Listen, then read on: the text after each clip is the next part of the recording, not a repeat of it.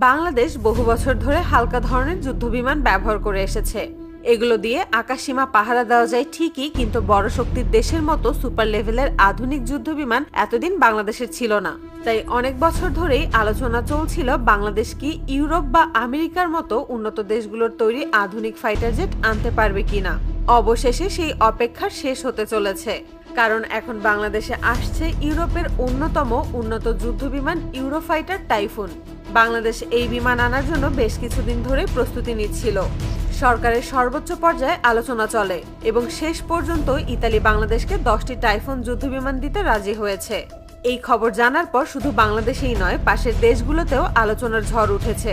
বিশেষ করে ভারত এই ঘটনার দিকে চোখ রেখেছে, কারণ ভারত যে তেজাস যুদ্ধবিমান বানিয়েছে সেটিকে তারা এই অঞ্চলের অন্যতম আধুনিক হালকা জেট হিসেবে দেখেছিল।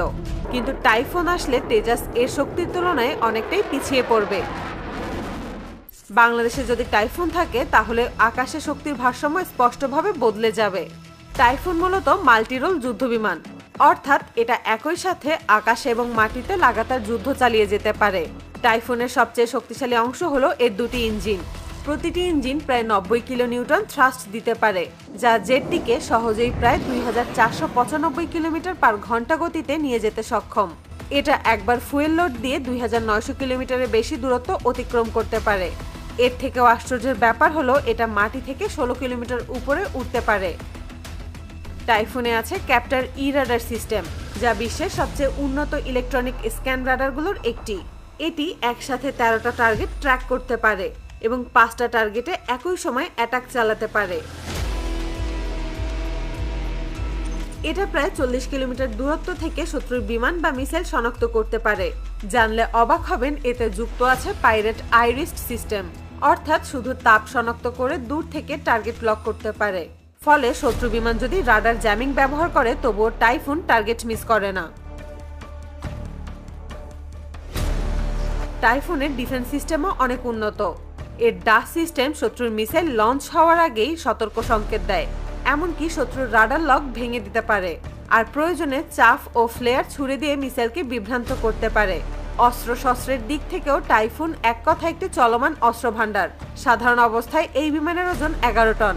জানলে অবাক হবেন, এটা একসাথে 10 টন মিসাইল নিয়ে উঠতে পারে। এটা এয়ার টু এয়ার এবং এয়ার টু গ্রাউন্ড মিসাইল বহন করতে পারে। সহজভাবে বললে এটা আকাশে থাকা যুদ্ধ বিমান এবং মাটিতে থাকা যুদ্ধ ট্যাঙ্ক দুটোকেই একই সময় হিট করতে পারে। এর ককপিট ব্যবস্থা অত্যন্ত আধুনিক। এতে আছে full glass cockpit, multifunctional display আর হেলমেট মাউন্টেড টার্গেট সিস্টেম। এগুলো পাইলটের কাজকে আরো সহজ করে দিয়েছে। যে পাইলট জেট চালাচ্ছেন তিনি কেবল হেলমেটের ভেতরে তাকালেই টার্গেট দেখতে পারেন এবং মিসাইল লক করে দিতে পারেন। টাইফুন এলে বাংলাদেশের আকাশ প্রতিরক্ষা শুধু আধুনিক হবে তা নয়, দক্ষিণ এশিয়া অঞ্চলের সামরিক ভারসাম্য বড়ভাবে বদলে যাবে। এখন প্রশ্ন, ভারতের তৈরি তেজাসের সাথে এত আলোচনা হচ্ছে কেন? কারণ তেজাস হলো ভারতের নিজস্ব প্রযুক্তিতে তৈরি হালকা যুদ্ধ বিমান। এটি এক ইঞ্জিনের এবং সীমিত মিসাইল বহন করতে পারে, আর গতি, রাডার, রেঞ্জ, সেন্সর সব দিক থেকেই এটি হালকা মানের জেট। বাংলাদেশের সাধারণ হালকা জেটের তুলনায় তেজাস উন্নত হলেও ইউরোফাইটার টাইফুনের সামনে এটি সম্পূর্ণ ভিন্ন ক্যাটাগরির বিমান। তেজাস মূলত লাইটওয়েট ক্যাটাগরিতে পড়ে, আর টাইফুন হলো সম্পূর্ণ হেভিওয়েট মাল্টিরোল ক্যাটাগরির বিমান। গতি, রাডার ক্ষমতা, অস্ত্র বহনের পরিমাণ, যুদ্ধক্ষেত্রে টিকে থাকার ক্ষমতা, রেঞ্জ সব দিক থেকে টাইফুন ভারতের তেজাসের থেকে অনেক দূরে এগিয়ে। তেজাস যেখানে 1900 কিলোমিটার গতি তুলতে পারে, টাইফুন সেখানে 2400 এর বেশি গতি নিয়ে শত্রুকে ধাওয়া করতে পারে। তেজাসের রাডার মাঝারি পর্যায়ের, আর টাইফুনের ক্যাপ্টার ই হলো বিশ্বের সেরা অ্যাসার রাডারগুলোর একটি। যদি বাংলাদেশে ইউরোফাইটার টাইফুন চলে আসে তাহলে বাংলাদেশের আকাশ প্রতিরক্ষা এক বিশাল পরিবর্তনের মুখ দেখবে। এটি শুধু একটি জেট নয়, বরং দেশের সামরিক সক্ষমতাকে এক নতুন মাত্রায় নিয়ে যাওয়ার সুযোগ। আর এই কারণেই ভারতের মতো দেশ টাইফুনকে তেজাসের সরাসরি প্রতিদ্বন্দ্বী হিসেবে দেখছে। কারণ টাইফুন অনেক বেশি শক্তিশালী, দ্রুত, আধুনিক এবং বহুমুখী এমন এক যুদ্ধ বিমান যা ভারতের তেজাসের থেকেও অনেক উন্নত।